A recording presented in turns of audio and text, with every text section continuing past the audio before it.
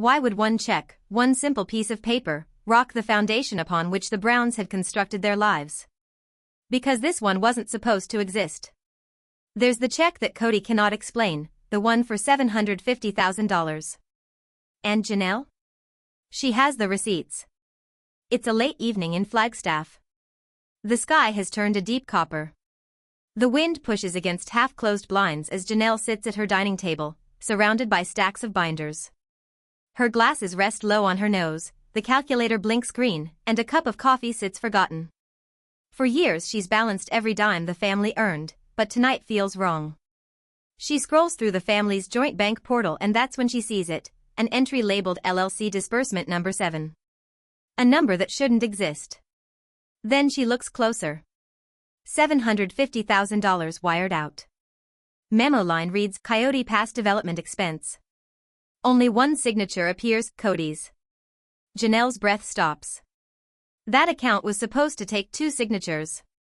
Every major withdrawal was supposed to be logged in the shared family drive. But there was no alert, no email, no message. Just money gone. She hits download, prints every page, the software of the printer fills the quiet house. For the first time in years, she opens a brand new folder and writes on the tab in bold letters, check $750K, unexplained. The coffee goes cold. Her pulse doesn't. She flips back through the older months, line by line. Deposits. Withdrawals. Cody's handwriting. Everything neat until now. Then, suddenly, 2 pages of transaction codes missing as if someone scrubbed them clean. And that is when it clicks in her mind. Last week, Cody had brushed off a call, saying, bank paperwork mix-up. Nothing big. He was on his way to meet a notary. Now she knew what that meeting really was. She gathers the papers, clicks the binder shut, and says to herself in a whisper, if I'm going to confront him, questions aren't going to be enough. I'll need proof. The next morning, studio lights buzz above her. Producers think it is another confessional day, but Janelle has other ideas in mind. She puts her folder on the table, squares her shoulders to the camera, and steadies her voice. There's a transaction for $750,000, she says. Cody can't explain it. But I can. The room goes silent. Even the sound tech forgets to breathe. Behind the glass, a producer mouths 2 words, keep rolling. Because everyone knows, whatever Janelle's about to reveal next, it isn't gossip. It's evidence. The next morning starts out like any other, but the silence is oppressive.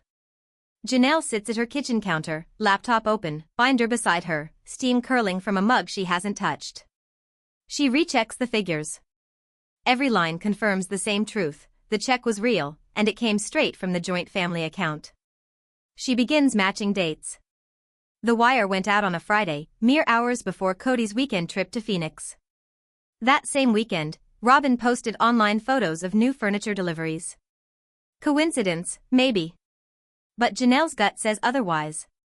She opens a second tab and cross-checks the invoices from the so-called Coyote Past Development Fund. There it is again, the same routing number, the same initials, transferred into an account titled RB Holdings. No shared signature. No family approval. Her printer hums again as page after page slides out.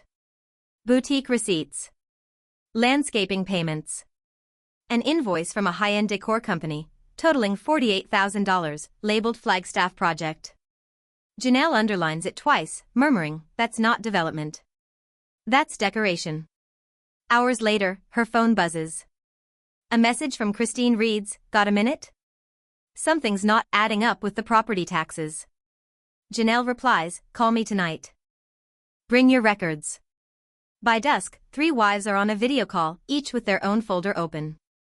Mary scrolls through old emails, Christine flips through property maps, Janelle shares her screen, showing the transaction trail in black and white. Christine whistles softly.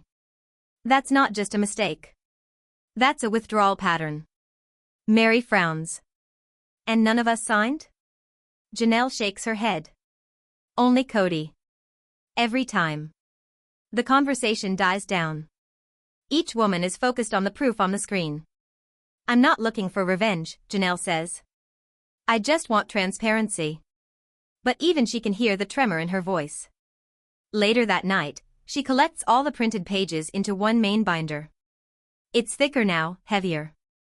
She flips to the cover and writes 3 words across the front, the receipts file. She turns off the lights, leaving only the soft glow from the hallway. The pages just sit there, waiting. Because when daylight comes, those papers will speak louder than any argument that can be made by Cody. Whispers to herself, tomorrow, no more secrets. The following day, the crew will continue to film. Cody thinks everything is back to normal. But Janelle is bringing something new to the set, a truth in black ink.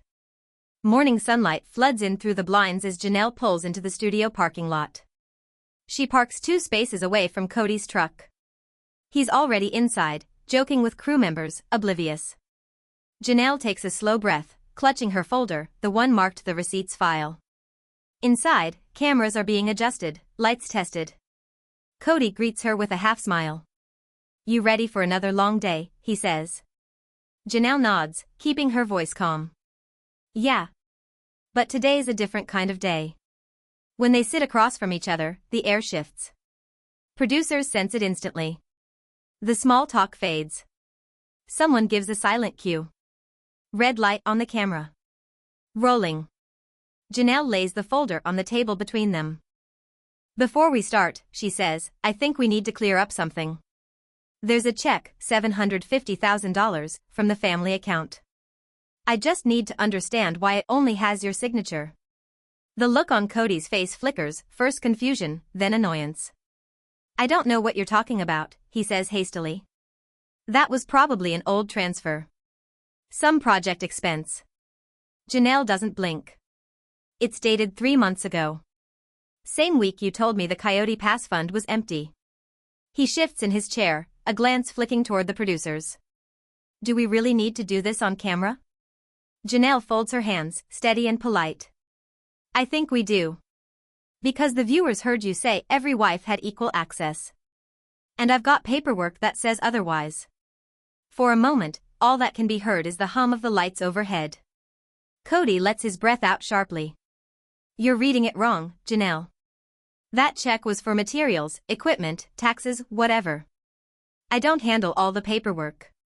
She slides a printed page across the table. Then maybe you can explain why this routing number matches Robin's boutique account. The crew freezes. Someone's headset crackles. Cody stares at the paper, his lips pressed tight. You're out of line, he mutters. Janelle doesn't raise her voice. No, Cody. For years, I trusted you to handle the books honestly. I'm just following the trail you left. He looks up at her, his jaw tightening. You've been digging through things that aren't your business. She answers in a quiet manner, it became my business the minute you took from a shared account without a shared signature. A silence heavier than anger settles in the room. Finally, Cody pushes back from the table muttering something under his breath, and the camera continues to roll as he walks off set. Janelle exhales, eyes steady on the folder in front of her. She doesn't look at the crew. She doesn't have to. They all saw it. As soon as the door closes, a producer whispers, keep that footage safe. Everybody knows, confrontation is never the end, it is just the beginning of the unraveling. The cameras stop rolling, but no one moves. Janelle stays seated, staring at the folder, fingers tracing the edge of a paperclip. Behind the glass, producers whisper, checking the audio levels. Cody's footsteps fade down the hallway, followed by the heavy slam of a door. A makeup artist breaks the silence. You okay, Janelle? She nods, even though her pulse still races. Yeah, she says quietly. I just wish it didn't have to be like this. A few hours later, the studio empties. Janelle packs her things into a small tote, slides the binder inside, and walks out into the sunlight. She doesn't go home. Instead, she drives straight to Christine's. When Christine opens the door, she already knows something's wrong. You did it, didn't you? Janelle nods. He couldn't explain it. Christine leads her to the kitchen table, the same table where they've shared coffee, laughter, and secrets for years. Mary joins by video call, her face tired but alert. Tell me everything, she says. Janelle opens the binder. This is it. Every receipt, every statement. $750,000 moved without any family approval. And it didn't go toward property development. I traced the spending of boutique invoices, house renovations, spa payments. All connected to Robin. Christine leans forward, hands folded tight. So all those times he said money was tight, he was lying. Mary's voice comes through the speaker, low and steady.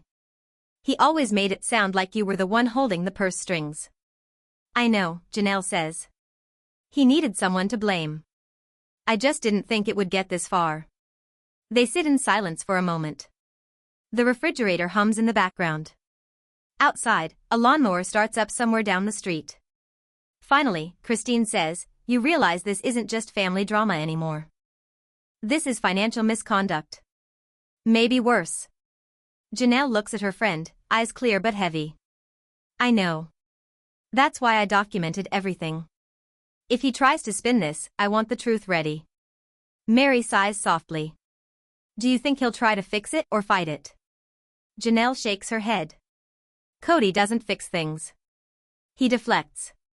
He'll probably go online, call it fake news, say I'm emotional or vindictive. Christine nods. Then we beat him with facts. For the next hour, they divide the work. Christine will check public land filings for new transfers. Mary will pull property tax records. Janelle will contact an accountant she trusts, quietly.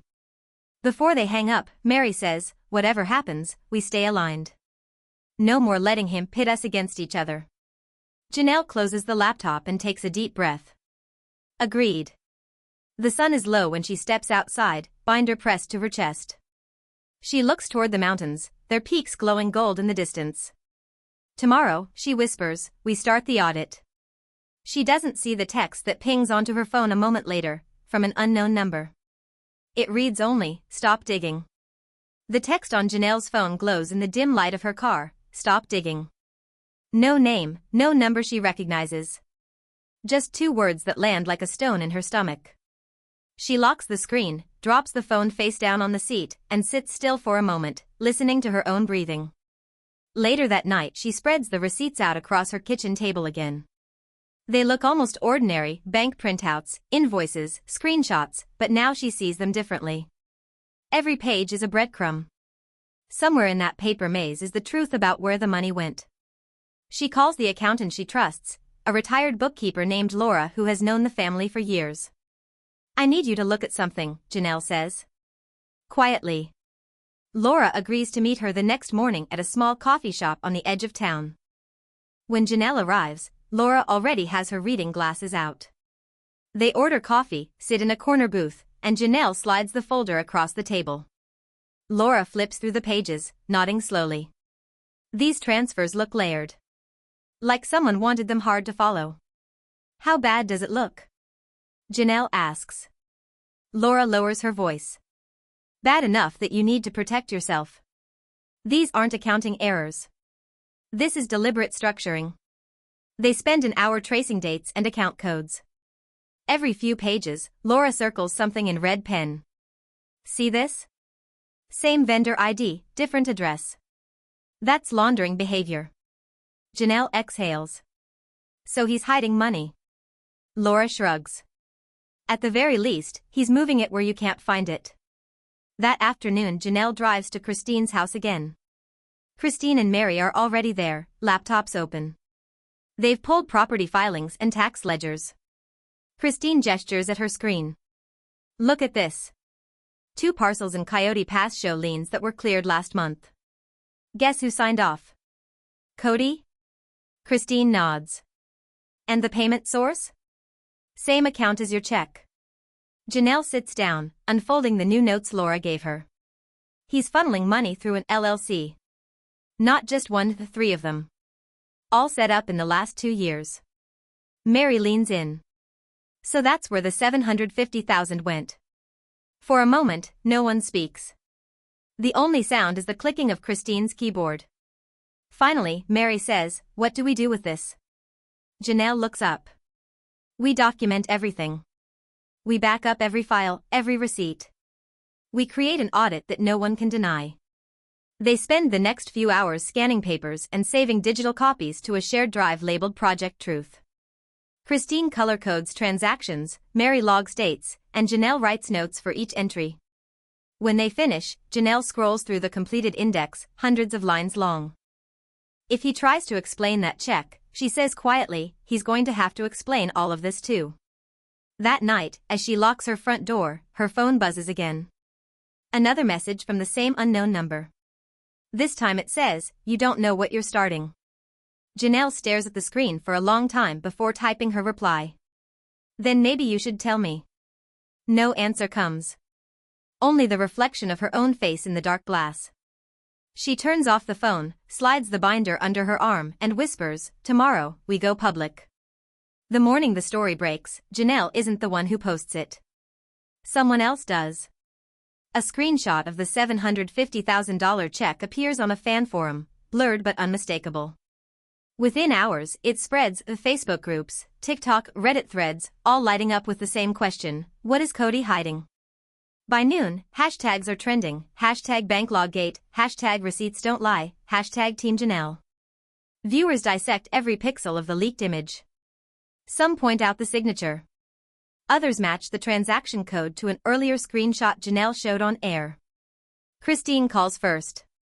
"It's everywhere," she says. Even the morning talk shows are mentioning it. "I didn't leak it," Janelle answers. "I know you didn't," Christine replies. "But maybe it's time you stop pretending this can stay private." By afternoon, Cody goes live on social media. He looks angry, defensive. "Fake," he says. Out of context. People love twisting the truth. The clip circulates instantly, and fans compare his statement to past footage, his own words about transparency, honesty, trust. Underneath, comments pile up. "Why does every lie come with a $sign? Show us the receipts, Cody." Janelle warned us years ago. Janelle doesn't comment, not yet. She's on the phone with her accountant again, verifying every figure. Laura's voice is calm but firm. "The public's reaction doesn't matter right now," she says. "The math will win. It always does." Meanwhile, TLC executives scramble. Internally, they discuss the leak, the footage, the potential fallout. A producer texts Janelle, "We might need you back on camera sooner than expected." That evening, Janelle sits in her living room, laptop open to a Reddit thread with thousands of comments. Some supportive, some cruel, all hungry for more. She scrolls until she finds one that stops her cold. It reads, "If Janelle really has the receipts, then she's not just part of the story. She's the ending." She closes the laptop and stares at the binder on her coffee table. The pages inside are no longer just proof, they're protection. Across town, Cody paces the backyard, phone in hand, muttering to someone on speaker. "We can fix this. We just need to release a statement. Deny the check. Say it was misfiled." He doesn't realize a neighbor is filming through the fence, catching every word. By morning, that clip too will be online. The internet doesn't sleep, and neither does the storm. By sunrise, the $750,000 check isn't just gossip, it's headline news. Janelle knows what comes next: more leaks, more spin, more noise. But she also knows something else: every new headline is another chance for the truth to breathe. She takes a sip of coffee, sets the mug down, and whispers, "You wanted proof. Here it is." By the next day, the internet has chosen its side. Comment sections turn into courtrooms. Twitter threads become timelines. And Cody? He's losing control of the narrative faster than he can refresh his feed. He goes live again, this time more agitated. "That check wasn't mine alone," he says, pacing in front of a poorly lit backdrop. "People are spreading lies, and you're all believing them." His voice cracks halfway through the sentence. Viewers notice. Clips of the rant go viral within minutes, stitched with captions like "Guilt has a sound." Janelle watches the live stream on mute. She doesn't need to hear the excuses, she's already seen the numbers. Her phone buzzes non-stop: journalists, producers, former fans, even a few quiet messages of support from people she never expected. One reads simply, "He's unraveling. Stay calm." At TLC headquarters, the damage control team meets behind closed doors. They issue a neutral statement: We're aware of the circulating materials regarding the Brown family finances and are reviewing them internally. It satisfies no one. Forums explode with speculation. If TLC's reviewing, then there must be truth behind the rumor. Christine calls again. You okay? Janelle sighs. He's doing what he always does. Playing the victim. Christine laughs softly. Let him. Every word he says digs the hole deeper. Later that afternoon, Cody drives to Janelle's house. No cameras this time, just anger. He knocks hard enough to rattle the frame. Janelle opens the door halfway, binder in hand. We need to talk, he says. We already did, she answers. You're destroying our reputation. No, Cody. You did that when you signed the check. He looks past her shoulder, noticing the camera on the counter. It's recording. You're filming me now? Just protecting myself, she says evenly. For a moment, he looks small, shoulders slumped, eyes darting. You don't understand, he mutters. It wasn't supposed to be like this. Then tell me what it was supposed to be, Janelle says. He doesn't answer. Instead, he walks away, muttering, you'll regret this. The door closes, and Janelle leans against it, heartbeat pounding in her ears. Outside, the sound of his truck fades into the distance. Inside, her phone vibrates again. Christine, texting, you just won the internet. By evening, footage of Cody's visit, caught by a passing neighbor, hits social media. The caption reads, he went to silence her. She had the camera rolling. The story shifts again. Now it's not about the check, it's about accountability. Cody's followers dwindle, sponsors call TLC demanding answers. The network scrambles to cut new promos focusing on transparency. And through it all, Janelle stays silent, letting the facts speak. Because she knows this part of the storm isn't about fighting louder, it's about waiting for the dust to clear and the truth to stand. She looks at the binder on her table, opens to the last tab labeled Public Statements. The next page is blank, waiting for her words. She whispers, time to tell the whole story. It starts with one phone call. A producer from a major network reaches out to Janelle's assistant. They're planning a primetime special, a full sit-down interview about the sister wives controversy, and they want Janelle to speak first. At first, she hesitates.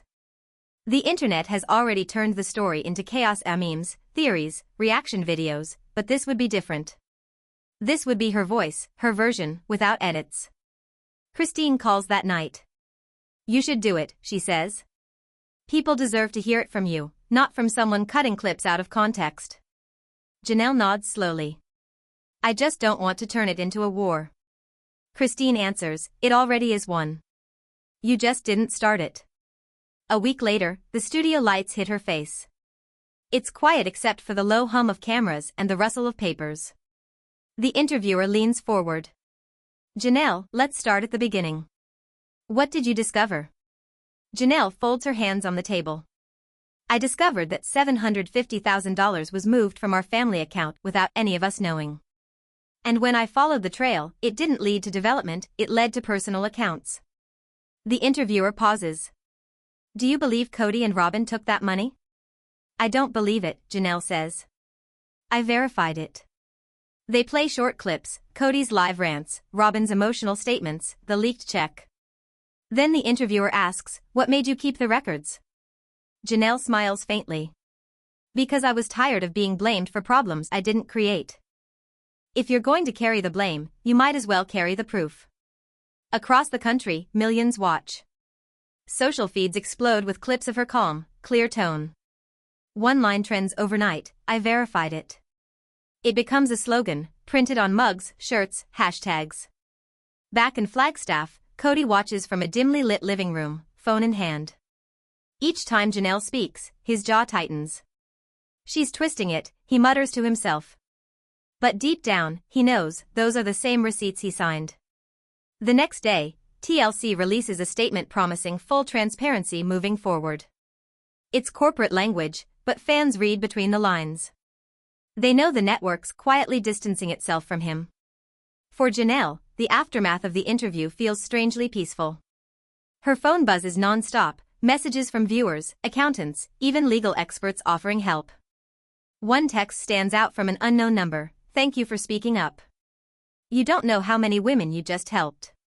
That night, she sits at her kitchen table again, the same spot where it all started. Only now, the binder isn't a secret file, it's history. She flips it closed, runs her hand across the cover, and whispers, "That's one check off the list." But she knows it's not over. Cody won't stay quiet forever. He never does.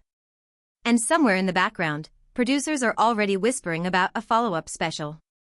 The morning after the interview, the headlines hit harder than anyone expected. Janelle Brown exposes $750,000 mystery check, TLC launches internal audit. Sister wives' finances under investigation. The story isn't gossip anymore. It's news. Cody wakes to find two reporters parked at the end of his driveway. Cameras click when he steps outside, and microphones stretch toward him. "Mr. Brown, did you authorize the $750,000 check?" He slams his car door and drives off without answering. By afternoon, legal letters start flying. TLC's lawyers request full documentation of the Brown family's shared accounts. The network wants to protect itself, and Cody knows it. His phone lights up with missed calls from executives, publicists, even Robin. Robin's message is shaky, half-whispered. "They're saying there's a tax investigation now." "What did you tell them?" Cody snaps, nothing they didn't already know. But his voice trembles. Meanwhile, Janelle meets with Laura, the accountant, and a quiet legal advisor named Mark. They sit in a small office lined with dusty binders. Mark flips through Janelle's file, nodding slowly. "You documented everything. That's good. These transactions might fall under misappropriation." Janelle frowns. "Criminal?" "Potentially," Mark says. "Especially if any funds were reported as joint income." Christine joins the meeting via video call, holding a stack of her own property records. "There are tax filings with our names still listed as active members of his LLC," she says. Mark raises an eyebrow. "Then you've got more leverage than you realize." That evening, a formal notice lands in Cody's inbox. He's required to produce 3 years of bank records and proof of authorized signatures for all withdrawals. The deadline is 10 days. He storms into Robin's office, waving his phone. "They're after me now. Do you understand?" "Me?" Robin looks pale. "You should have told them the truth months ago." "I was protecting us." Cody shouts. "You wanted the renovations, the boutique orders, the house upgrades, I did it for you." Robin shakes her head, tears gathering. "You did it for control." Outside, fans film through the fence. The argument becomes the next viral clip before the hour is out. That night, Janelle gets a call from Mark. "The state auditor just opened a review," he says. "You'll probably be contacted for verification." She closes her eyes, breathing in slowly. "It's happening, then." "Yes," Mark replies. "And it's going to get messy before it gets clean." By morning, every entertainment outlet is running a countdown, Cody's 10-day deadline. Even people who never watched the show are talking about it. Mary texts Janelle, "Funny, isn't it? He spent years saying you controlled the money. Now everyone knows who really did." Janelle types back, "Truth has a strange way of balancing the books." For the first time in years, she feels steady. Not angry. Not vindictive. Just steady. The binder sits closed on her counter, but its weight feels lighter now. Every lie Cody told is documented, every dollar traced. The reckoning has begun, and the truth is no longer hers to carry alone, it's public record. She pours herself a cup of coffee, the same ritual she's always had, and whispers to no one in particular, "Let the audit speak." Weeks pass. What started as a whisper has turned into an official inquiry. Cody's silence has only fueled the speculation. When the state audit concludes, the findings aren't shocking to Janelle, they're confirmation.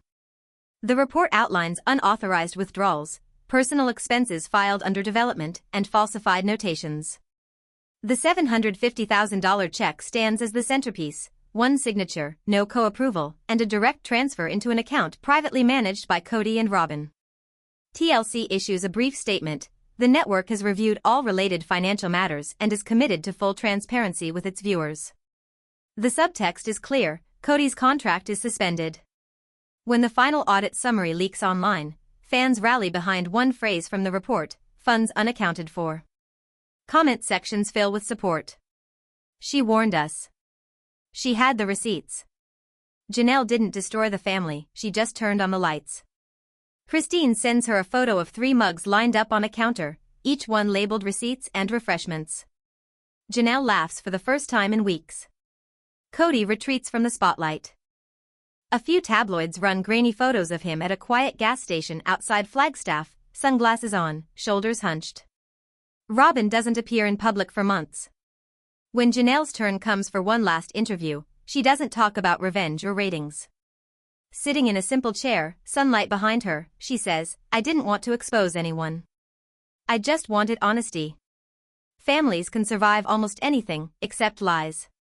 The interviewer asks if she regrets going public. Janelle shakes her head. No. Because silence was the thing that protected the problem. And once you name it, you take away its power.